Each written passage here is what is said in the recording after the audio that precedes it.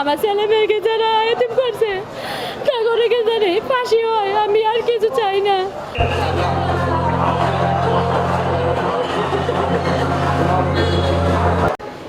আমার স্বামীর বাপের জায়গা, নিজস্ব জায়গা, এই জায়গা লইয়া 2 বছর ধরে এই ঘটনা।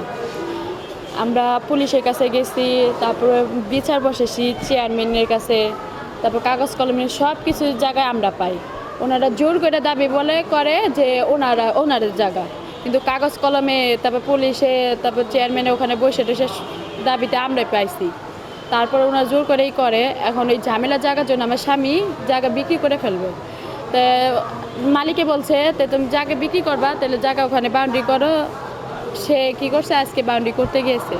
আমরা এগুলো ব্যাপারে জানতাম না, আমাদের বলে নেই। তো বাউন্ডারি করতে গেছে, যার পরে ওনারা কী করছে, সব একদল হয়ে আসছে।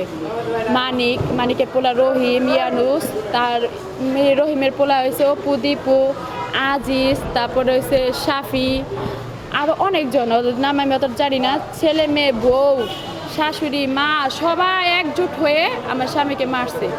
মাথার মধ্যে 3টা না 4টা কূপ দিছে।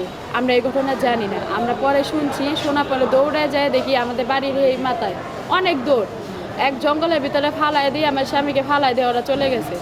পরে আমরা কোনো রকম যে পাইছি, একটুখানি শ্বাস ছিল, হাত পা নাড়া করছিল, নেবড়ি চেবড়ি আসছিল।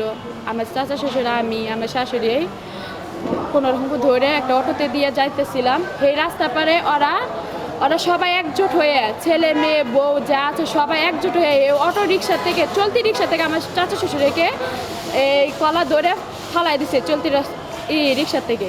আমার শাশুড়িকে জামা মামা ছিঁড়ে ফেলছে, আমাকে বুকের ভিতর লাথি মারছে এই চলতি রাস্তায়। আমি অটোওয়ালাকে বলতেছি আপনি তান, আমার চাচা শ্বশুর ওখানে ফালাই দিয়ে আমরা এই অটো দিয়ে যাইতেছি। আমার স্বামীর অবস্থা অনেক খারাপ, রক্ত দিয়ে দেখেন কি অবস্থা। ওখান থেকে রাজুতে নিয়েছি, রাজুতে নেওয়ার পরে বলছে এনামি নিতে, পরে এনামি নিয়ে আসছি। আনার পরে এই যে ঘটনা। আমার একটা 5 বছরের ছেলে আছে, 1.5 বছরের একটা মেয়ে আছে। আমার ছেলে মেয়েকে যারা এতিম করছে তাদেরকে জানি ফাঁসি হয়, আমি আর কিছু চাই না। যারা সবাই মিলে আমার স্বামীরে মারছে, আমার সন্তানদের এতিম করছে, অগরে ফাঁসি দেন। আর কিচ্ছু চাই না, আমি আর কিচ্ছু চাই না।